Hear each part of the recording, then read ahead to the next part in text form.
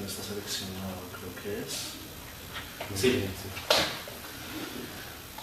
Entonces vamos a hablar de esto en términos del contexto, pero con este contexto vamos a comenzar a hablar sobre los esquemas de educación que quisiera que empezáramos a tener más en el país.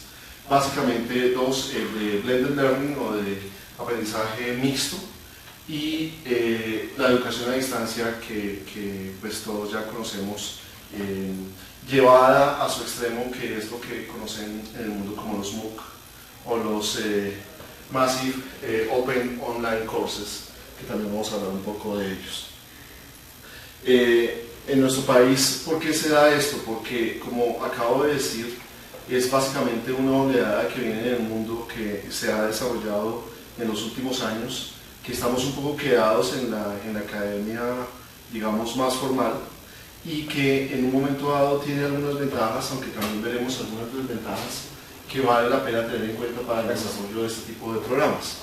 Entonces, vamos a ver algo de ese contexto nacional e internacional para empezar a comprender en dónde estamos con respecto al mundo. Vamos a hablar un poco del esquema particular que estamos explotando en uno de los programas que estamos desarrollando en la universidad, el esquema de blended learning. A ese respecto también vamos a hablar un poco de otro programa que estamos haciendo en la universidad que es mucho más similar a lo que se conoce como MOOC o un curso abierto y masivo.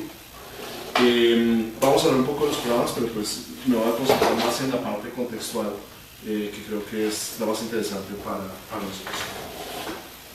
Bien, ¿por qué salen estos programas? Salen por diversas razones. La primera razón que nombro es porque nuestras propias entidades se encuentran que necesitamos nuevos programas. La Cámara de Comercio ha hecho estudios, en particular en el campo que vamos a hablar más adelante de contenidos digitales, en donde se encuentra que falta formación para ese tipo de nuevas industrias. Entonces tenemos que encontrar nuevos esquemas de formación, nuevos programas. Pero también encontramos que la industria encuentra pocos programas especializados para ese tipo de educación. Y lo que se empieza a ver, y vamos a ver en una de las siguientes diapositivas, es que esos programas existen en el exterior, pero no con unos esquemas tradicionales de enseñanza. Y ahí es donde empiezan a verse estos nuevos esquemas como blended learning o MOOCs. Hicimos un estudio también en donde nos damos cuenta que, en particular para contenidos digitales, y eso puede aplicarse para diversos dominios, falta formación, hay un gran interés en el país y esperamos que en el futuro podamos ser más competitivos en el mercado internacional exportando este tipo de productos. Entonces, si queremos ser más competitivos, necesitamos programas de formación. Esos programas de formación también tienen que ser competitivos a nivel internacional. Bien. Esto también como contexto en donde se dio toda esta investigación que estamos haciendo para nuevos esquemas de educación. Se da dentro del contexto de un programa financiado por Conciencias que denominamos David, de desarrollo de animación y videojuegos. En ese programa hay varias líneas de trabajo, hay 6 líneas de trabajo, pero una de ellas se concentró en educación. En esa línea inicialmente pues tratamos de analizar lo que acabamos de decir, cuáles eran los estudios que existían en el país de necesidades, y vimos el de la Cámara de Comercio. Creamos también un estudio para ver cuál era la oferta en el país para este tipo de programas que encuentran pues, en el sitio del proyecto, que también más adelante les puedo decir dónde está. Y sobre eso también hicimos un estudio de cuál era la oferta en el exterior sobre este tipo de programas. Esto, la imagen es solo para mostrarles en otra de las líneas de trabajo del proyecto David, desarrollamos contenidos. Y esto es de un pequeño juego que salió como subproducto de un libro interactivo que produjimos con la Fundación Rafael Pombo en conmemoración de los 100 años de la muerte del poeta, hace 2 años. Y esto fue imaginarnos por qué es tan torpe Simón el Bobito, es porque se imagina que hay zombies que lo están persiguiendo y siempre tiene miedo y siempre se está cayendo. Pero bueno, es algo ahí de contexto. Entonces, ¿qué necesita el país? Necesita programas un poco más ágiles para diversas áreas. Aquí, digamos, en particular, contenidos digitales. ¿Qué encontramos? Que algunas universidades tratan de reaccionar y crear programas. Lo que tenemos en el país tradicionalmente pues son los pregrados, son las especializaciones en las maestrías. Ustedes se pueden imaginar, para crear ese tipo de programas se necesita un proceso lento de acreditación de ese tipo de programas. Por lo tanto, han salido otros programas un poco más informales, que generalmente denominamos diplomados, que tienen distinta duración, entre 2 semanas a 4 meses, y han salido en diversas entidades. El mismo SENA ha hablado y ha estado muy en contacto con las industrias de contenidos digitales y ha producido algunos programas muy específicos para ellos. Desde hace 2 o 3 años también, con una comunicación muy interesante que se ha dado con unas empresas canadienses, se han creado unos programas, sobre todo en animación, que buscaban tener personas altamente capacitadas que fueran en un momento contratables si una empresa canadiense venía a ser una subsidiaria o una maquila en un país. Entonces, digamos que hay una gran cantidad de programas que se pueden tener como contexto. ¿Qué pasa con este tipo de programas? Hasta este momento, ¿qué podemos decir? Que muchos de ellos pues son, como dije, pues informales. Digamos que eso lo que hace es que la formación puede que no sea tan íntegra como uno quisiera. Algunos de ellos no son muy conocidos, entonces las personas pues no saben cómo llegar a ellos. El SENA en particular tiene programas, yo diría, interesantes, pero el acceso a ellos para las personas que estén trabajando no necesariamente pues es el mejor, y necesitamos esquemas un poco más flexibles para ese tipo de enseñanza.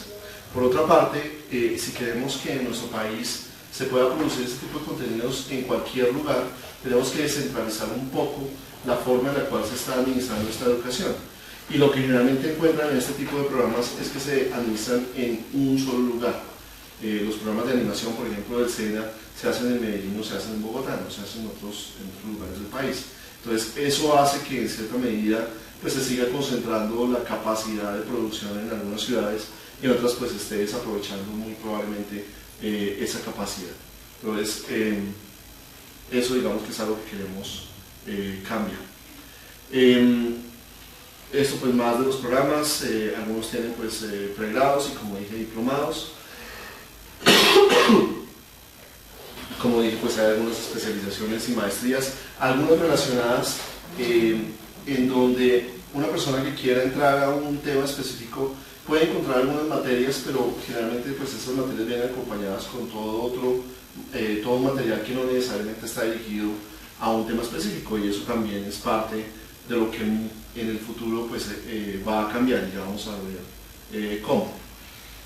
A nivel internacional hicimos también un estudio, esto pues lo pueden encontrar, después les digo el link en el proyecto David, en uno de los documentos que hemos producido, pero lo que es interesante de este estudio es donde nos empezamos a dar cuenta que hay muchas entidades que están haciendo educación para este tipo de áreas, y aún más importante, lo hacen de diversas formas, algunas totalmente presenciales, algunas semipresenciales o de tipo blended, y algunas totalmente en línea.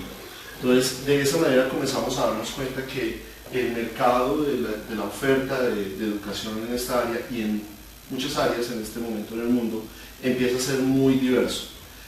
¿Cuáles son los esquemas más tradicionales que vemos acá? En áreas como en contenidos digitales, y en particular en animación y desarrollo de videojuegos, se da que uno aprende con algunos mentores que son expertos en su área, que generalmente vienen de la industria. Y en algunas de estas compañías tuvieron varios esquemas para contratar a estas personas. El más común es, se tiene una maestría o se tiene una especialización, digamos un diplomado. Existen unos profesores encargados dentro de la universidad de los programas, digamos del control académico de cómo se desarrollan esos programas, y se invitan personas de la industria a dictar ciertas partes de ese currículo, ciertos módulos. Es totalmente un esquema presencial, pero tenemos primero una diversificación entre quién es el que está enseñando, quién es el experto y a quién se le está enseñando. Algunos de estos otros programas van un poco más allá, y lo que hacen es darle el control completo al profesional, a la persona que es experta, tener una metodología de enseñanza generalmente en línea y tener un material que se hace en línea. Hay un sitio muy interesante que se llama Animation Mentors. Ese sitio en particular se plantea un esquema totalmente virtual, basado sobre todo en videos, pero en una metodología de trabajo basada en videos, y con base a lo que están enseñando estos expertos, se hace una certificación para las personas que están en cualquier lugar del mundo aprendiendo.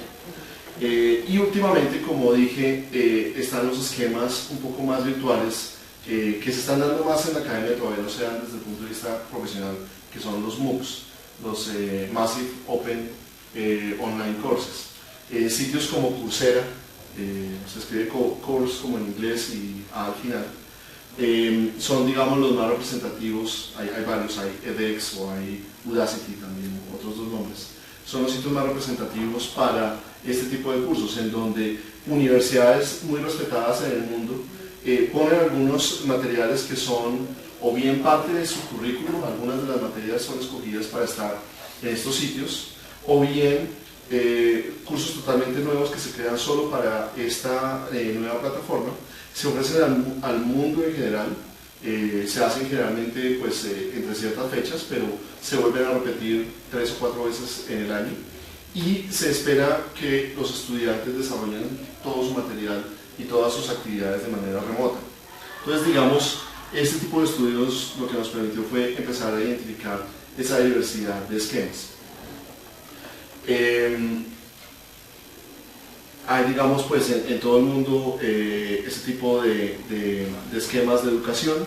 De pronto, para tratar de dar un poco más de contexto, en cada uno de esos esquemas se plantean diversas formas de relación con los estudiantes y diversas formas de certificación. En la mayoría de los esquemas dirigidos por universidades y presenciales, pues se trata de utilizar los esquemas que ya tiene la universidad para asegurar cierto tipo de calidad. Eso tiene pues ciertos costos que manejan las universidades y al final se da una certificación por parte de la universidad. En esquemas más mixtos, generalmente la certificación se plantea o bien por la universidad o bien por la entidad que está administrando el esquema mixto. En el caso de Animation Mentors, ellos tienen un esquema de certificación propio, que no depende ni del profesional ni de ninguna de las universidades adjuntas. Y por último, en los esquemas de MOOCs, inicialmente se estaban presentando esquemas en donde no había certificación, o más bien la certificación era por asistencia. Después se han planteado algunos esquemas un poco más exigentes, en donde hay un conjunto de actividades y se da una certificación cuando se cumplen las actividades. Y por último, en los últimos meses se han comenzado a crear esquemas certificados por las universidades que están ofreciendo los cursos. Entonces, si por ejemplo Stanford tiene un programa en Coursera, un curso, y quiere ofrecer un certificado de Stanford, lo ofrece por medio de Coursera y se cobra un valor generalmente pues mucho menor a lo que cuesta un curso en este tipo de universidades al estudiante. Más allá de eso, el mismo esquema de Coursera está comenzando, o Coursera, cualquiera de ellos, está comenzando a hacer grupos de cursos para crear diplomados. Entonces ya no es solo un curso en particular, sino un conjunto de cursos que pueden venir hasta de distintas universidades para desarrollar un programa de educación un poco más integrado y un poco más completo. Entonces eso de nuevo es parte del contexto que tenemos para comenzar a decir qué es lo que queremos hacer como esquemas de educación en el país. Un segundo. Bien, ¿qué le interesa a nuestras empresas? A un empresario en cualquiera de estos esquemas, pues le interesa que nuestros desarrolladores, en este caso de videojuegos, pero hablemos de cualquier tipo de contenido, puedan generar nuevas ideas en su espacio de trabajo, puedan trabajar muy rápidamente en proyectos reales, puedan manejar las herramientas que están manejando ellos en la industria. En el caso de videojuegos, pues que sean que sean expertos en alguna de las áreas que se necesitan en videojuegos o animación o programación o sonido. En otras empresas pues pueden ser otras, por supuesto. Y muy importante que puedan rápidamente certificarse. Y ese rápidamente generalmente pues es un problema. Si vamos a programas largos como un pregrado, pues es demasiado tiempo. Si vamos a programas de maestría, generalmente tienen otro perfil. Por eso hay que buscar programas nuevos, esquemas nuevos de enseñanza. ¿Qué hicimos? Pues tratar de identificar esquemas que pudiéramos utilizar en el país y que fueran muy ágiles y que atendieran a todas estas necesidades que acabamos de nombrar, y en cierta medida que respondieran a lo que viene del mundo exterior. Si vemos que en el mundo exterior hay esquemas virtuales dados por profesionales en otras partes del mundo, es difícil competir con una industria que está muy establecida en otro país y comenzarla a establecer acá.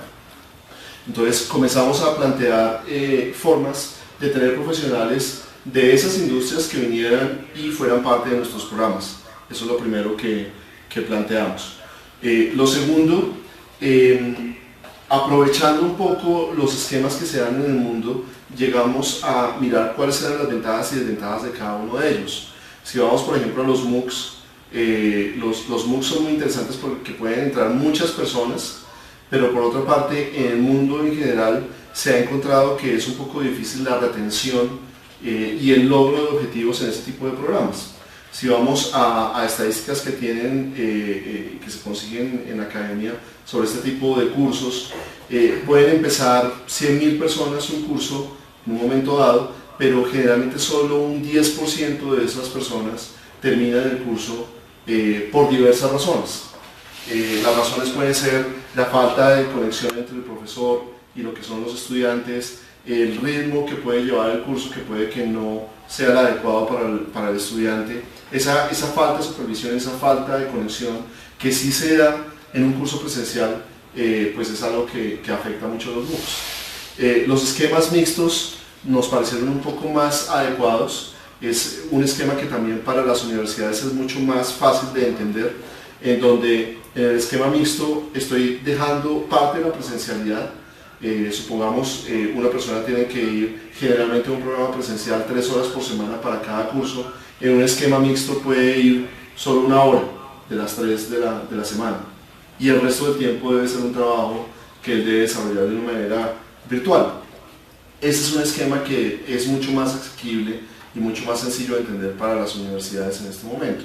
Entonces el esquema mixto era un poco más sencillo de comenzar, y por otra parte es mucho más sencillo de entender dentro de la universidad qué hay que hacer para ese tipo de esquemas. Dado que existe en la universidad un esquema de cómo se hace un curso presencial, es muy fácil pasar a un esquema mixto intermedio. Entonces por eso llegamos a una alternativa de ese estilo, sin olvidar que pues, los esquemas de MOOC pueden ser interesantes, y ya vamos a hablar de algo que estamos haciendo también en esa dirección. Por último,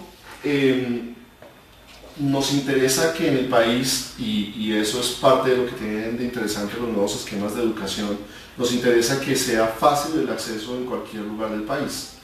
Y en ese sentido, tanto los esquemas blended como los esquemas totalmente virtuales, como los MOOCs, llevan una gran ventaja a los esquemas presenciales. Es muy difícil de una manera presencial repetir un curso en diversas partes del país, mientras que un esquema blended, si se reduce al mínimo las horas presenciales, es posible convencer a los estudiantes de asistir a esas horas presenciales y desarrollar el resto de tiempo su trabajo de manera virtual desde su lugar de origen. Y en ese sentido existen muchas alternativas. Hay esquemas mixtos en donde se concentra el trabajo una semana y el resto del semestre se hace de manera virtual. Hay esquemas en donde se hace, digamos, cada mes una reunión y luego se hace de manera virtual. Hay, digamos, diversos esquemas. En ese sentido en particular, de nuevo, para las universidades es muy fácil entender qué significa ver de vez en cuando los estudiantes. Es un poco más difícil plantearse un esquema totalmente virtual a las universidades que solo manejan esquemas presenciales. Entonces establecimos algo de ese estilo.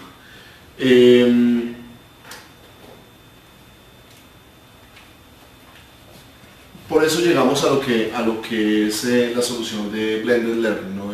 O de aprendizaje mixto. Entonces estamos combinando los esquemas tradicionales de presenciales de cara a cara con esquemas virtuales. El porcentaje de cada una de estas cosas depende del esquema mixto. En el país se considera un esquema virtual cuando hay un porcentaje mayor al 25% cuando hay un porcentaje menor al 25% de presencialidad. Si hay más del 75% de virtualidad, se considera virtual. Entonces digamos que se pueden jugar con esos porcentajes para definir un esquema que sea mixto. El balance, ¿qué es lo que nos permite? El balance lo que nos permite es tratar de conservar lo que es interesante de un esquema presencial, que es la relación persona a persona y el soporte que siente un estudiante cuando está en un esquema presencial y que no siente cuando uno está en un esquema virtual. En un esquema virtual es mucho más difícil sentir la pertenencia a una institución o sentir que el estudiante está comprometido con algún programa, y eso es parte de lo que nos interesaba manejar en este tipo de situación. Esto es solo uno de los trabajos en la conferencia, en donde trata de mostrar cómo se están combinando los esquemas tradicionales, el esquema tradicional de cara a cara, con los esquemas virtuales para llegar a lo que denominamos acá Blended Learning. Al final, digamos, lo interesante es tratar de encontrar un balance que tome las mejores cosas de cada uno de estos mundos. El esquema tradicional, como acabo de decir, se puede hacer que el estudiante se sienta mucho más comprometido con la materia. Eso digamos que es lo fundamental. En el esquema virtual, lo que es interesante es que se pueda acceder a la información y tener un desarrollo desde cualquier lugar del mundo. Y esos dos esquemas es lo que queremos combinar en el esquema que aquí denominamos Blend. ¿Por qué no nos vamos con un esquema más virtual, un esquema e-learning? Por las grandes dificultades que existen todavía para retener y hacer que el estudiante sea exitoso en su proceso de aprendizaje. El mantenerlo enganchado en el tema y lograr que el estudiante logre sus objetivos requieren sobre todo una disciplina del estudiante, una disciplina de, si le decimos al estudiante que necesita dedicarle 20 horas a la semana, que le dedique 20 horas a la semana. Esa dedicación que puede darse también en esquemas presenciales, aquí yo puedo tener un control un poco más cercano, mientras que en el esquema virtual es un poco más difícil tener ese control y ese seguimiento. Entonces, de nuevo, el esquema Blended nos permite hacer un balance entre las cosas interesantes de los dos esquemas. Esto pues ya un poco más específico, pero para hablar de los programas de educación que hemos hecho en la universidad, empezamos con lo que definimos como la especialización en desarrollo de videojuegos. Es una especialización mixta, en donde se busca una formación multidisciplinaria de los estudiantes. Los temas, digamos, pues por el momento no interesan mucho. Lo que es interesante que pensemos en este tipo de esquemas es que nos permiten primero combinar diversas materias que un estudiante puede necesitar. En el caso particular de videojuegos no es solo la parte técnica, que ya vimos que es o la parte de diseño gráfico, o la parte de programación, o la parte de sonido, sino la parte de cómo crear negocio para desarrollo de videojuegos. Entonces podemos combinar esas dos cosas. Y segundo, el trabajo en grupos para poder desarrollar videojuegos. Entonces en este tema en particular es muy importante que cada persona tenga un portafolio que pueda mostrar de lo que ha hecho en el tema de contenidos digitales. Y este tipo de esquemas Blended se presta para que uno pueda armar grupos de trabajo que sean interdisciplinarios.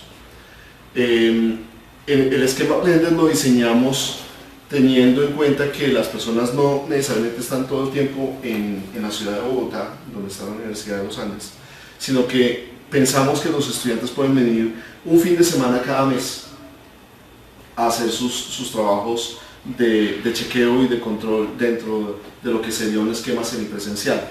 Y el resto del tiempo, las 4 semanas o 3 semanas durante cada una de visitas a la universidad, los estudiantes están desarrollando su trabajo de manera supervisada. Como dije, pues para las universidades es más fácil entender el esquema presencial. En los esquemas presenciales se acostumbra a que el profesor pues esté viendo qué es lo que están haciendo los estudiantes, que haya monitores unidos a las materias. Acá llegamos a un esquema en donde los estudiantes están de manera virtual, pero hay un monitor encargado del desarrollo y de la supervisión de las tareas de los estudiantes durante el tiempo que están trabajando de manera virtual. Y hay un máximo, creo que en este momento estamos diseñando de 20 estudiantes que maneja cada uno de estos monitores. Si hay más estudiantes, pues tendremos más monitores encargados de esos estudiantes. Esos monitores están divididos en dos grupos. Están los que están encargados de hacerle seguimiento a los estudiantes y están los monitores de materia que están encargados de resolver preguntas sobre los temas.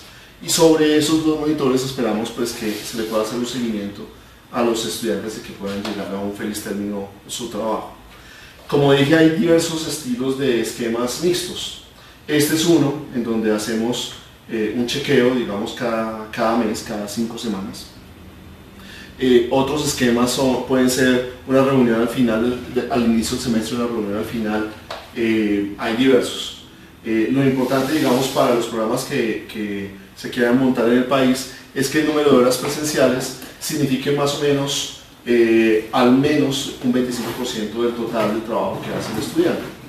En el caso particular de este programa y de la forma en la cual trabaja la universidad, en donde cada materia se cuenta por número de créditos y donde cada crédito significa 3 horas de trabajo del estudiante, llegamos a la conclusión al cálculo en donde se dice por semana un estudiante tiene que trabajar 20 horas y de esas 20 horas, haciendo las cuentas, hay un número de horas que tienen que ser presenciales y son las que están reflejadas en este diagrama. Entonces, de nuevo, hay que tener en cuenta pues, los elementos de legislación que existen en cada país para poder denominar esto blended o totalmente virtual, pero al final de cuentas lo que es interesante del esquema blended es poder hacerle un seguimiento un poco más cercano a lo que está haciendo el estudiante y no dejarlo como tan solo como generalmente se sienten en los esquemas un poco más virtuales.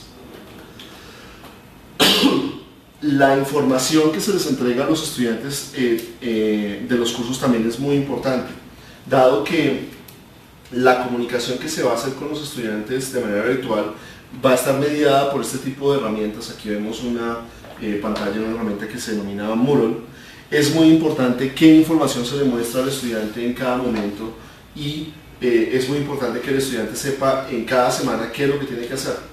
Entonces, en este tipo de esquemas estamos también diseñando, pueden ser cosas muy sencillas, pero son difíciles de que sean uniformes, esquemas en donde el estudiante cada semana tiene un link en donde le dice qué es lo que tiene que hacer y esquemas en donde los profesores saben claramente hasta dónde va el desarrollo que ha hecho cada uno de sus estudiantes. Eso también nos permite, no sé, cambió la ventana por alguna razón. Bueno, creo que ya. Eso también nos permite hacer algo bien interesante que en los cursos virtuales también se está haciendo de una manera muy común en este momento, que es hacerle seguimiento y hacer análisis de la información de cómo se están comportando los estudiantes durante el tiempo de desarrollo. Entonces, como dije anteriormente, en los MOOCs se ha analizado que solo un 10% de los estudiantes terminan, pero también se han hecho análisis de dónde es que terminan y cuáles son los ritmos en los cuales los estudiantes hacen las tareas. Entonces, ese tipo de cosas se puede utilizar como información para retroalimentar el diseño virtual que se está haciendo de los cursos y mejorarlo para para futuras versiones. Entonces, lo que aquí denominan Educational Analytics o análisis de la información de lo que está quedando como registro detrás de estas plataformas, se vuelve otra forma de saber un poco más de lo que está pasando con esos estudiantes y hacerle seguimiento. Esto es simplemente para darles un ejemplo de lo que un estudiante necesita para desarrollar sus tareas. En cada semana debe ser muy claro para cada uno de los cursos qué es lo que hay que hacer y cuáles son las evaluaciones. Y lo ideal sería que para todos los cursos se presente siempre la misma información en el mismo formato. Entonces, aquí vemos una forma muy sencilla, aunque ya en la práctica es un poco complicado de llevar por la idiosincrasia de cada uno de los cursos y la diversidad de temas, que el estudiante necesita una interfaz uniforme para que pueda desarrollar su trabajo. Y aquí no sé qué significa esto. La reunión ha finalizado. Sí, es que cayó la red. Ah. Los profes les salió ahorita. Ok. Es menos costosa para el estudiante, pero porque yo creo que todavía no está muy claro el esquema para hacerlo rentable. Si vamos a los MOOCs, que todavía no tenemos acá de manera, digamos, masiva, las empresas pues, principales en Norteamérica todavía no tienen un esquema que sea autosostenible. Ellos están recibiendo financiación porque se sabe que va a ser interesante en el futuro, pero en este momento todavía ellas no están generando revenue. Y producir un curso de calidad del estilo de MOOC que ustedes ven en Coursera es bastante costoso.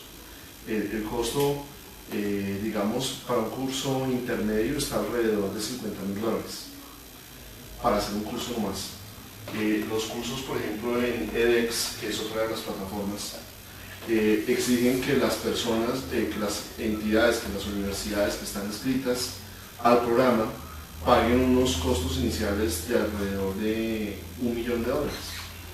Entonces, pues es pertenecer a un club, pero pues es un club muy costoso. Al final al estudiante le parece muy interesante porque es gratis, ¿sí? O si vamos a los certificados que están ofreciendo empresas como Coursera, pues son certificados, por ejemplo, de $500 por 6 cursos de universidades muy prestigiosas en el mundo. Entonces digamos que si uno lo compara con el curso presencial, pues es casi que un 10% del valor. Entonces digamos que por el momento uno podría decir que son muy baratos, pero yo diría que tanto la producción como al final hacer que la compañía sea rentable es bastante costoso. El otro ejemplo que les iba a mostrar más adelante, ya vamos a hablar de él, es un esquema de educación más masivo que diseñamos para el ministerio, que denominamos Jump Camp. Y la producción de ese esquema de educación, que no es todavía un MOOC, porque es digamos, síncrono, es una teleconferencia que estamos desarrollando. Los costos de producción pues, no tienen nada que ver con los cursos que dictamos en los Andes, es mucho más costoso. Entonces, yo diría que por el momento se puede ver más barato para el estudiante, pero simplemente por una cuestión de mercado en este momento. Está subsidiado por las empresas que en este momento les parece interesante. Gracias. Yo quería hacer una pregunta respecto al modelo del Blender que tú mencionas. Esos espacios presenciales son específicamente para realizar un tipo de control, ¿cierto?, sobre el proceso de aprendizaje del estudiante. Digamos que a través de la implementación de las TICs, ¿eso no se podría hacer también? Virtual, dices tú. Sí, o síncrono. Yo creo que bueno, hay dos cosas ahí. La primera, que es un poco más coyuntural, como sabes, universidades como los Andes no están acostumbrados a programas virtuales. Entonces, digamos, es difícil que una universidad salte a ese espacio de una manera rápida. Pero por otra parte, lo que sí se ha hecho, y la universidad tiene también un centro de investigación en el tema de educación a distancia, lo que sí se ha hecho es tratar de ver cuáles son esas ventajas que tiene el esquema presencial que no se encuentran en esquemas virtuales. Y el principal problema que hemos encontrado es ese alejamiento, esa falta de pertenencia, ese sentirse solo de un estudiante virtual. Y lo que hemos diseñado ahí como presencial, además del control que puede hacer un profesor, porque el estudiante está yendo a su clase, es un esquema en donde el estudiante siente que tiene otras personas al lado, el estudiante siente que su grupo de trabajo se está encontrando en ese momento y puede al menos tomarse algo de manera presencial. Y le permite un contacto humano que creemos que hace que se sienta un poco más comprometido con el desarrollo del programa. Entonces, aunque uno puede tener un hangout y verse y charlar un rato, el sentido de pertenencia creemos que todavía es muy difícil lograrlo de esa manera. Por supuesto, pues estamos todavía empezando a ofrecer el programa, entonces de aquí a un año, si repetimos esta charla, te cuento a ver cómo nos fue. Sí. Pero por el momento digamos que parte del diseño fue tratar de que la persona se sienta comprometida con el programa, y eso creemos que solo se puede hacer de manera presencial. Es un supuesto por el momento. ¿Listo? Sí, listo. Continuamos. ¿Más preguntas? Entonces continuamos. Creo que lo que estábamos hablando era los elementos que nos permitían en esta plataforma tener la información del curso y a la vez tenerla de una manera uniforme. Entonces hay diversos esquemas para entregar la información en un curso mixto. Lo que generalmente se acostumbra y es más interesante para los estudiantes son videos del profesor, videos que pueden estar editados de diversas calidades. Si ustedes van a un curso en Coursera van a encontrar videos de muy alta calidad editados de manera profesional que combinan no solamente la visión del profesor, sino animaciones y otros elementos multimediales que le permiten al estudiante comprender mejor los esquemas. De ahí que esos videos sean muy costosos de producir. Como dije entonces, hay diversos costos que uno puede asumir para este tipo de cursos. En este caso, esta imagen de un video que produjimos para el curso de cultura de videojuegos en la especialización, pues muestra lo más barato que uno puede hacer, que es muy probablemente una webcam que ya hay de muy buena calidad, el profesor con algunos slides mostrando la información que quiere en un momento dado mostrarle a los estudiantes de manera virtual, que puede estar acompañada, y aquí lo pueden ustedes ver en esta misma diapositiva, que puede estar acompañada con los PDFs de las presentaciones que tienen al fondo. Entonces digamos que la calidad de la edición que se haga para este tipo de contenidos puede variar de una manera, pues, digamos, bastante grande, pero esa variación por supuesto implica costos. Entre más calidad quiera uno, más costosa va a ser la producción de ese programa. ¿Eso no? Parece. ¿Qué tal?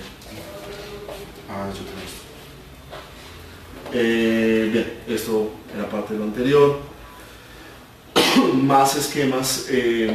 Aquí, digamos, lo que es interesante, digamos que esto es demasiado específico, pero es lo que viene detrás de esto es generar como plantillas de qué es lo que cada profesor debería tener como información en cada uno de sus cursos para cada una de las semanas. Y en general lo que encontramos es que desafortunadamente pues, los temas que se manejan y las idiosincrasias de cada uno de los profesores hacen que las plantillas sean difíciles de llenar. O sea, cada profesor quiere tener su propia plantilla. Pero por otro lado, para el estudiante va a ser muy importante saber dónde encuentra qué información en qué momento. Y eso depende de seguir una plantilla uniforme. Entonces va a ser muy importante poderla seguir. Bueno, otro de los momentos. Esto, digamos, pues son de las conclusiones que se estaban haciendo en el artículo que les dije que estábamos presentando en esta conferencia de Frontiers in Education. Para terminar, lo que quisiera mostrarles es otro programa. Entonces, estábamos hablando de esquemas mixtos que están representados con esta especialización en desarrollo de videojuegos. Como dije, pues hay esquemas desde presenciales hasta totalmente virtuales y cosas en la mitad.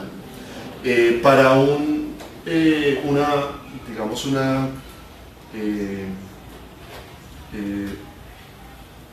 convocatoria que hizo el Ministerio para nuevos esquemas de educación, en este caso también para desarrollo de videojuegos, creamos un esquema intermedio, un esquema más virtual que el de la especialización, porque hay personas en todo el país, Bucaramanga, Barranquilla, Armenia, Popayán, recibiendo este tipo de programa pero que no tienen que venir totalmente a la ciudad de Bogotá. Entonces, ¿qué es lo que le interesaba al ministerio? Le interesaba difundir un poco más el conocimiento que se requiere para desarrollar videojuegos en el país, y ponía ciertas condiciones que eran una combinación entre lo que se puede esperar de un esquema presencial, en donde los estudiantes reciben un entrenamiento en sus ciudades, y un esquema virtual en donde queremos que todo el mundo tenga acceso y que en el futuro ese material esté disponible para que se pueda replicar de una manera independiente la primera vez que se ejecutó. Entonces ahí llegamos a un esquema que es mucho más parecido a un MOOC, pero que es intermedio. ¿Cómo es el esquema? El esquema es, vamos a hacer teleconferencias. Las teleconferencias exigen que las personas en todo el país estén conectadas al mismo tiempo que se está emitiendo la señal. Para darles un ejemplo, en este momento estamos emitiendo desde la universidad con una invitada internacional que sabe de juegos educativos. Ese material se está grabando para su futura referencia desde el próximo año y pues se le entrega al ministerio, y queremos que los estudiantes asistan a un conjunto de horas que son básicamente 120 divididas en 3 cursos de los 4 que pueden tomar en este programa. Entonces, en ese sentido se parece mucho más a un MOOC. Cuando generamos las inscripciones, que eran gratuitas, como se hace en cualquier MOOC, se recibieron, como en cualquier MOOC, muchas inscripciones. En este caso en particular recibimos 5.000 inscripciones. Inicialmente queríamos atender a una población de 800 personas, pero sabiendo cómo funcionan los MOOCs, como dije anteriormente, el número de personas inscritas realmente es mucho mayor al número de personas que al final terminan el programa. Decidimos atender muchas más de las que pues, el ministerio nos permitía o nos exigía atender. Entonces atendemos en este momento unas 1.800 personas. De esas 1.800 personas se puede comenzar a hacer un seguimiento de cómo están comportándose en el tiempo, y lo que podemos encontrar es, como en cualquier MOOC, que los números de asistencia y de las personas que pueden optar a lograr el certificado de asistencia a las 120 horas al final del programa se están disminuyendo conforme pasa el tiempo, que es lo que pasa generalmente en cualquiera de estos programas. En el país se ha intentado este tipo de programas gratuitos presenciales, no virtuales, en el pasado, y se han establecido diversos mecanismos para tratar de capturar a la persona, capturar al estudiante que termine su programa. Uno de ellos que pues es un poco difícil para el estudiante, pero que al final de cuentas funciona, es que el estudiante firma un pagaré, está comprometido para lograr su objetivo, en este caso pues atender a las 120 horas de educación, y si no asiste se le cobra el pagaré. Sí, es algo un poco impositivo, pero en el pasado ha funcionado, aunque crea unos inconvenientes un poco difíciles para cobrar estos pagarés, o digamos al final hay una mala sensación tanto para los estudiantes como para el programa mismo que está generando ese esquema de retención. En este esquema pues tratamos de encontrar otros esquemas de retención. Uno de ellos es motivar a las personas a generar más trabajo, a generar más contenidos, a que se sienta que está apropiando el contenido. Entonces generamos en este programa diversos niveles de compromiso, diversos certificados. El introductorio, como dije, pues es asistir a las clases. Hay un certificado intermedio en donde se espera que los estudiantes generen unos videojuegos, y hay un esquema avanzado en donde se espera que el estudiante haga tareas adicionales para cada una de las clases. Lo que hemos encontrado es que una gran mayoría de las personas está interesada en no solamente escuchar, sino también aprender por medio del desarrollo de algunas actividades. Entonces, a nivel avanzado hay unas 800 personas en este momento activas y todavía inscritas. Hemos encontrado también esta semana, pues nos han autorizado a desarrollar un esquema adicional, y es una manera de premiar a los estudiantes que están desarrollando sus tareas, que van a desarrollar un trabajo final y que se espera que sigan formándose en el desarrollo de videojuegos. Entonces hemos diseñado acá, pero aquí no se va a ver mucho, pero les muestro solamente para referencia. Hemos diseñado un esquema en el cual los estudiantes al finalizar su certificado van a desarrollar un trabajo final, un trabajo muy sencillo de 4 páginas que tiene que ver con el diseño de un videojuego, y este trabajo va a ser calificado por 4 jurados, los cuales nos van a permitir escoger 10 de esos trabajos, los cuales van a tener un viaje a la Conferencia Internacional de Desarrollo de Videojuegos en San Francisco en marzo. Entonces, el generar motivantes que sean asequibles para todas las personas de los certificados que estamos generando, esperamos que sea una forma para retenerlos y que logren sus objetivos. Sin embargo, no les puedo todavía mostrar cifras, pero sí las puedo charlar.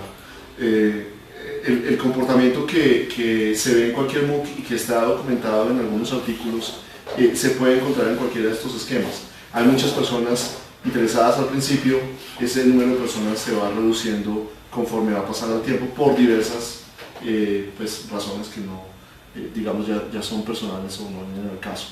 Y eso, digamos, que hay que tener en cuenta para el diseño de este tipo de programas MOOCs si uno quiere lograr ciertos objetivos al final. Por último, un comentario sobre estos programas. Este en particular tiene 2 objetivos que son bastante difíciles de lograr al tiempo. Uno de ellos es: quiero cantidad, quiero muchas personas formadas. La otra es: quiero calidad, quiero estas personas capaces de desarrollar cierto tipo de actividades con esa educación que están recibiendo. Las 2 cosas a veces son un poco difíciles de lograr, ¿sí? Uno puede lograr cantidad, pero generalmente significa que los requisitos que las personas están teniendo no pueden ser muy altos, porque entonces empieza uno a filtrar. O uno puede tener algo de calidad, pero generalmente ese esquema de calidad implica que los requisitos son mucho más altos y no muchas personas lo van a lograr. Entonces, el lograr las 2 cosas al tiempo es un poco complicado. Aquí, ¿cómo lo estamos logrando o cómo lo esperamos lograr? Porque también está en ejecución, y en diciembre, si hacemos otra reunión, pues les puedo contar cómo nos fue. Lo estamos logrando por medio de los distintos niveles, distintos certificados. Esperamos que la gran cantidad de personas puedan lograr el certificado básico, pero si quieren un poco más de compromiso y tienen el tiempo y pueden lograr esa calidad en sus resultados, que al final es, por supuesto, beneficioso para las personas porque logran un portafolio más interesante, pues pueden lograr y hacer los certificados un poco más avanzados, haciendo más trabajo. Bueno, eso, digamos, es lo que quería decirles sobre diversos esquemas de enseñanza.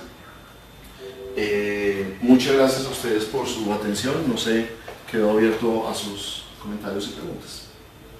En la especialización, ¿cuántos módulos son? ¿Ya más módulos? Sí, las especializaciones en Colombia también tienen diversa duración, pero lo más acostumbrado es que sea de 1 año, y tú defines cuántos módulos hay en cada momento del tiempo. Lo que sucede en la Universidad de los Andes es que se espera que el estudiante tenga al menos 20 horas de trabajo semanal, tanto presenciales como virtuales. Si cuentas esas 20 horas, puede significar las noches, entonces tú le estás dedicando al menos unas 3-4 horas por las noches, y los sábados y algo del domingo. Es bastante, digamos, exigente, pero es un trabajo intensivo que se hace durante 1 año. Esta en particular está diseñada para tener 6 módulos cada semestre, pero otras especializaciones en otras partes pueden tener otros esquemas. Lo que realmente es importante es que para el estudiante le quede claro que durante 1 año, pues, su vida privada va a estar un poco limitada, porque va a estar trabajando durante las noches y durante los fines de semana en esta formación que está desarrollando. Dentro del currículo, ¿qué materias se deben cursar? Entonces, en el currículo, voy a poner acá, creo que hay una diapositiva con ese esquema.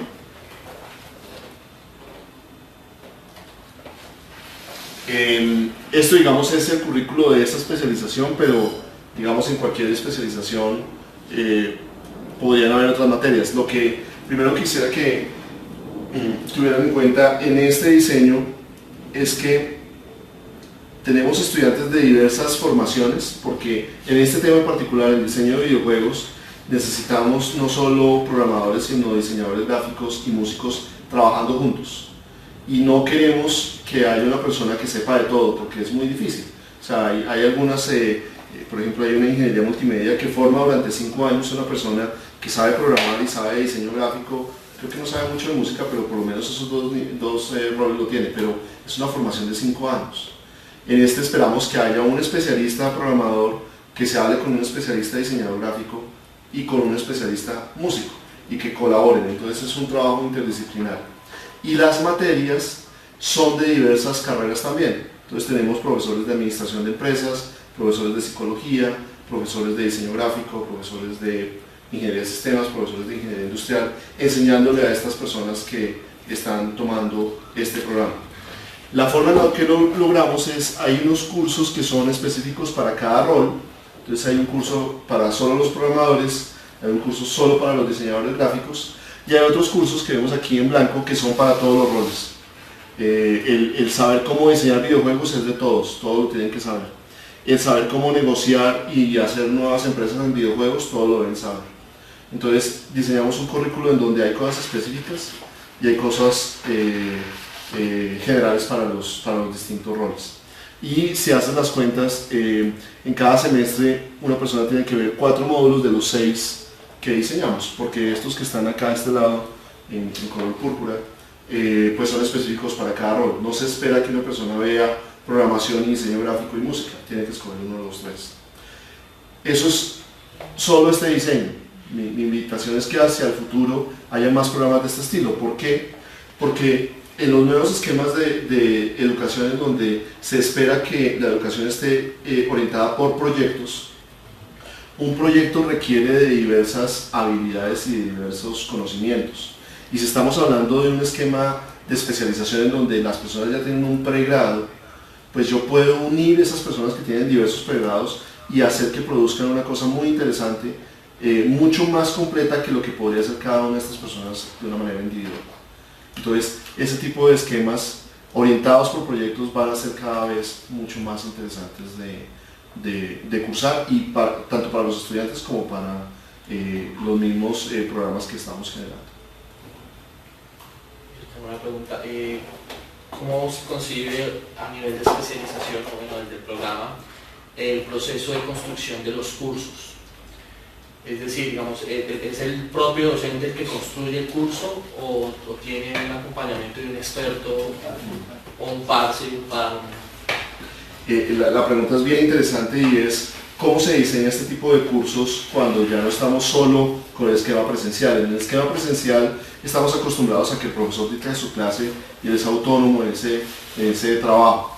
Y es responsabilidad del profesor tanto su contenido como su pedagogía. En este tipo de esquemas en donde estamos hablando de esquemas mixtos o esquemas totalmente virtuales, se requiere una organización que esté definiendo una pedagogía uniforme para todos los cursos. ¿Por qué? Ya hablamos porque el estudiante espera saber de una manera uniforme qué le toca hacer. Si cada profesor hace lo que quiera con su hoja web y pone la información donde él quiera, va a ser muy difícil para el estudiante poder entender qué es lo que tiene que hacer en cada semana, en cada momento. Entonces, en este caso, la universidad tiene un departamento aparte que se encarga tanto de la pedagogía como del montaje de este tipo de cursos. Y el profesor es la persona que está siendo acompañada por personas en este centro que se llama Conéctate en la Universidad de los Andes, que le está permitiendo desarrollar ese contenido. Y ahí, digamos que empezamos a tener otros problemas. En teoría son, digamos, tres cosas importantes que hay que tener en cuenta. Uno es el contenido, que es lo más importante, el contenido del curso. Otro es la pedagogía, cómo voy a enseñar ese curso si estoy hablando de un esquema semipresencial o totalmente virtual. Y la tercera es cuáles son las tecnologías informáticas en las cuales me voy a apoyar para hacer ese contenido con una metodología y una pedagogía. En la universidad tenemos, digamos, asesores pedagógicos y tecnológicos, además del profesor, pero las tres personas es bien difícil que colaboren para desarrollar ese contenido. Digamos que hay diversas situaciones en estos cursos, se han presentado diversos esquemas, pero al final hemos encontrado que sí se necesitan los 3 roles, pero es muy difícil hacer que las cosas funcionen de una manera armónica. En el congreso en donde presentamos este artículo, Frontiers in Education, una cosa que se considera como ideal es que uno pudiera separar las 3 cosas, hablar de pedagogía, aparte de hablar de contenido, aparte de hablar de tecnologías, pero eso todavía no se da. Realmente toca como que unirlas todas en todo momento para que la cosa funcione de una manera adecuada. Y eso se convierte al final de cuentas, desafortunadamente, en una carga adicional para el profesor, porque el profesor tiene que, desde el principio, cuando está pensando su contenido, hablar o tener en claro cuál es la pedagogía de enseñanza y cuáles son las herramientas que tiene a su disposición para que desde el principio eso esté en su curso. Porque al final de cuentas, tanto el asesor pedagógico como el asesor tecnológico están poniendo el marco, pero el que lo llena es el profesor. Entonces se necesitan las 3 personas, pero desafortunadamente el que hace el trabajo, y a veces trabajo triple, es el profesor. Y es difícil conseguir profesores que hagan el trabajo triple que se necesita para este tipo de cursos. Yo tengo una pregunta, tengo varias preguntas en realidad. En el desarrollo de las actividades que se proponen, ¿sí?, para cada curso que componen pues, el currículo de la especialización, se proponen actividades grupales, o sea, grupales en la interacción virtual. ¿Sí se proponen? Entonces, o sea, grupales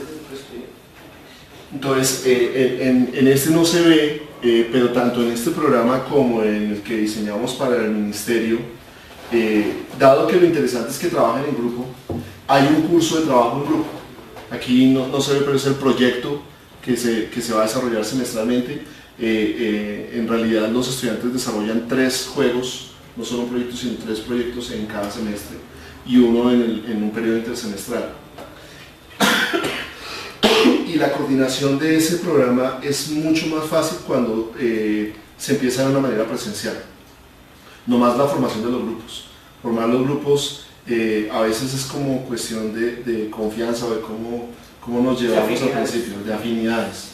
Y generar afinidades de manera virtual es bien complicado.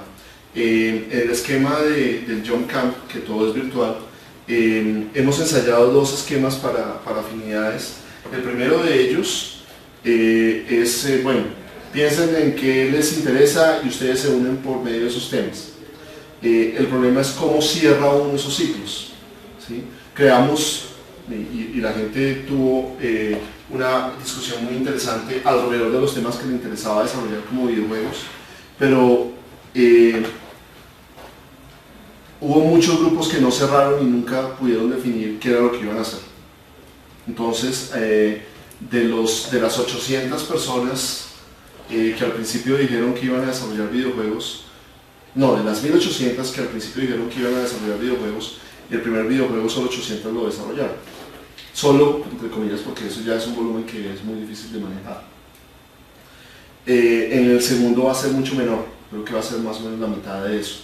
Entonces, digamos que es difícil crear esas afinidades. La otra es a fuerza bruta. Yo tengo este número de personas, ustedes se hacen con este y ustedes se hacen con este ya. Y eso funciona si la persona tiene la convicción de que lo quiere sacar adelante. Pero los roces personales, cuando se crean esos grupos ad hoc, son bien difíciles de manejar.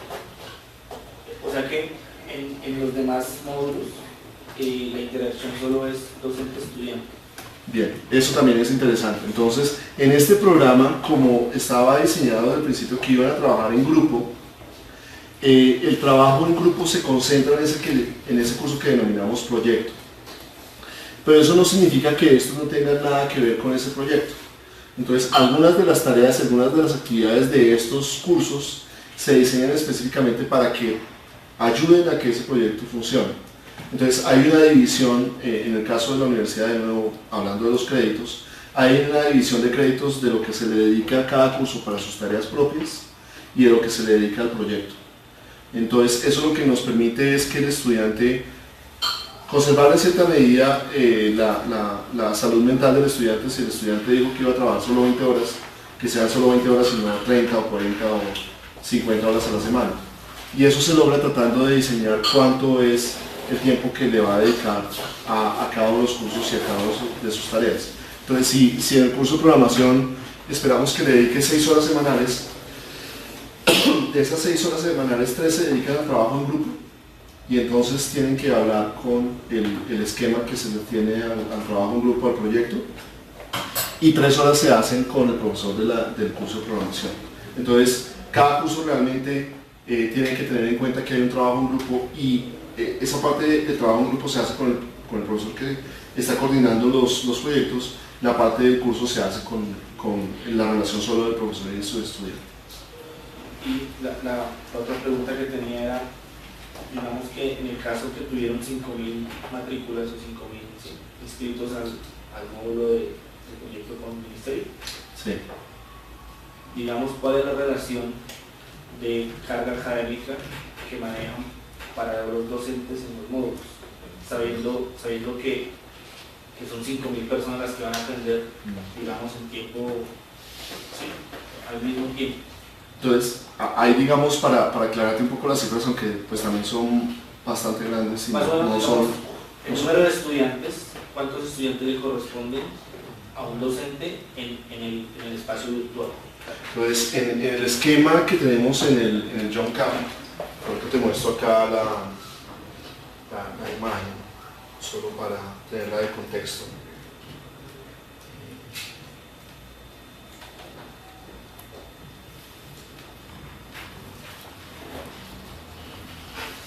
Bueno, allá, como te dije, hay 3 niveles de formación.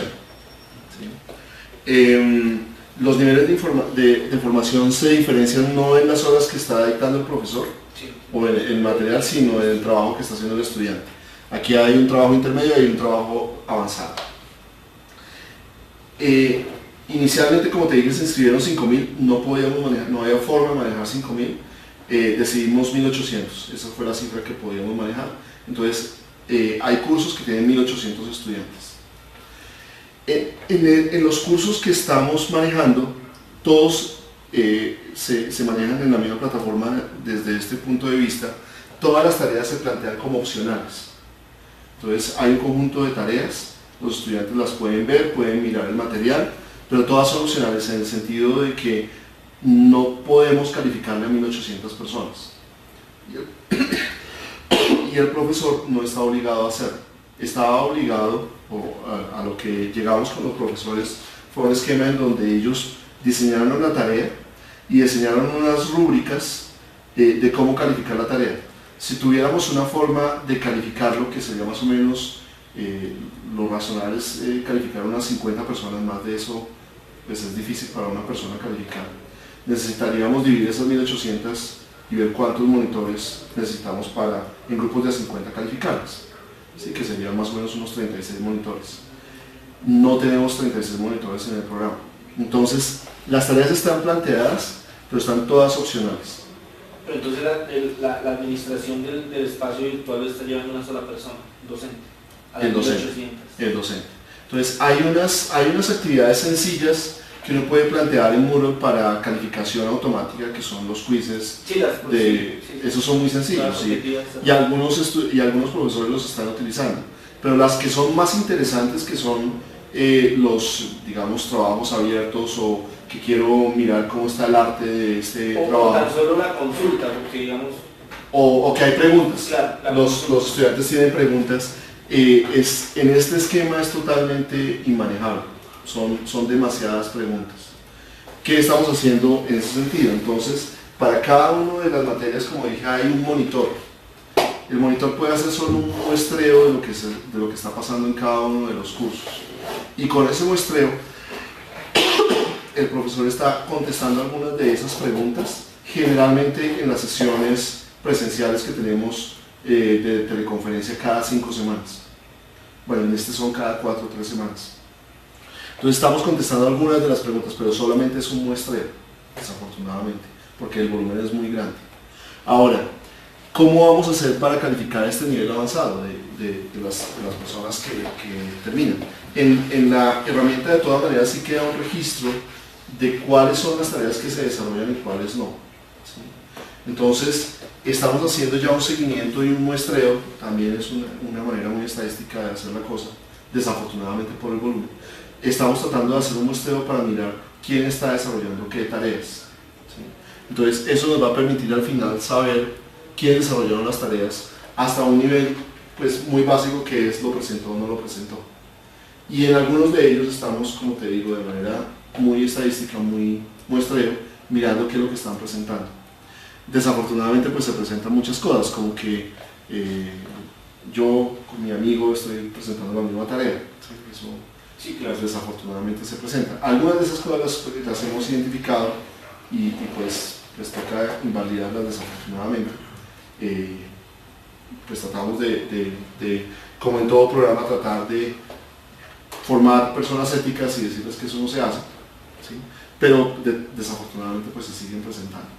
Ahora, hay otro esquema que generamos de motivación para los que están generando este nivel de formación avanzado, y es que, dado que el material que están viendo es el mismo material del primer semestre de la especialización, vamos a validar y homologar ese primer semestre para que los estudiantes que se inscriban empiecen la especialización en el segundo semestre.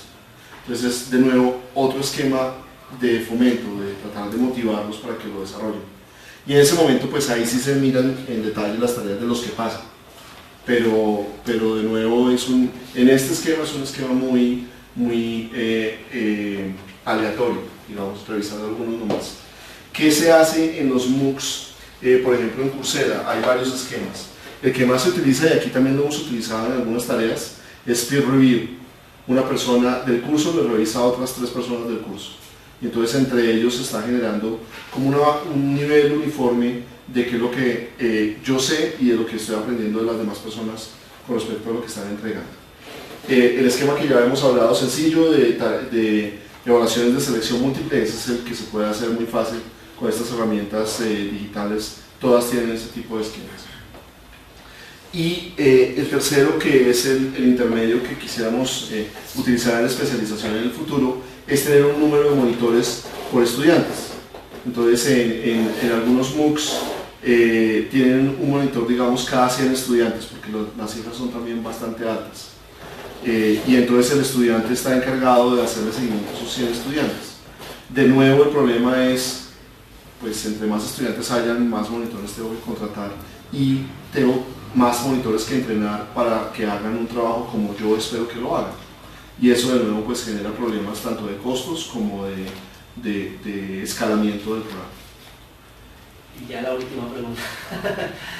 Esos cursos, pues en este proceso, ¿esos niveles son teóricos, prácticos o teórico-práctico? Hay de todo. Hay teórico, hay práctico y hay teórico-práctico. Entonces para mostrarte así rápidamente,